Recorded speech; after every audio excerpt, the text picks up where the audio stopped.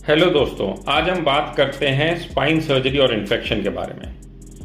ये एक बहुत ही अनफॉर्चुनेट बात है कि किसी को स्पाइन सर्जरी के बाद इन्फेक्शन हो जाना। लेकिन अगर हम लिटरेचर की देखें तो अच्छे से अच्छे इंस्टीट्यूट में भी 0.5 से लेकर 3% चांस होता है कि जब इन्फेक्शन होने का चांस रहता है स्पाइन सर्जरी के बाद। अब ये इन्फेक्शन भी बहुत तरह के होते हैं। एक होता है सुपरफिशियल इन्फेक्शन, जो कि ऊपर ऊपर रहता है, जैसे स्किन में जो रहता है।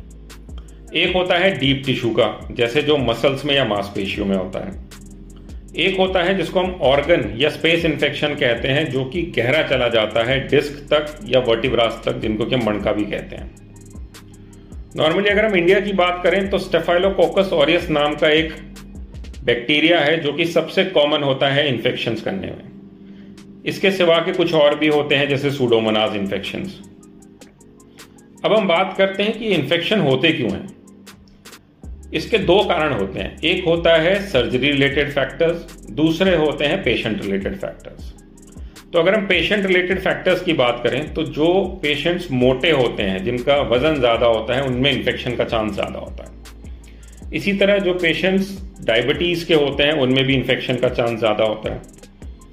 जो मरीज स्टेरॉयड यूज़ कर रहे हैं लंबे समय से, उनमें भी इन्फेक्शन के रेट्स ज़्यादा होते हैं। या वो लोग जिनमें की माल न्यूट्रिशन है या किसी तरह का कुपोषण है, उनमें भी इन्फेक्शन के रेट ज़्यादा होते हैं। इसके सिवा जैसे किसी को लिवर की या किडनी की प्रॉब्लम है, उनमें भी इन्फेक्शन ज़्यादा होते हैं। अगर किसी को स्मोकिंग की आदत है तो उसमें भी इन्फेक्शन ज़्यादा होते हैं।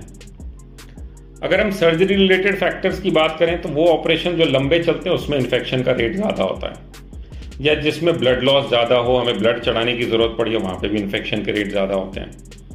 जो हम पाइप डाल के रखते हैं, जिसको कि ड्रेन कहते हैं सर्जरी के बाद, वो भी अगर लंबे समय तक रखना पड़े तो भी इन्फेक्शन के रेट बढ़ते हैं। इसी तरह जो रिवीजन सर्जरी है, मतलब जो सर्जरी दूसरी बार कर रहे हैं, उसमें भी इन्फेक्शन के रेट ज़्यादा होते हैं।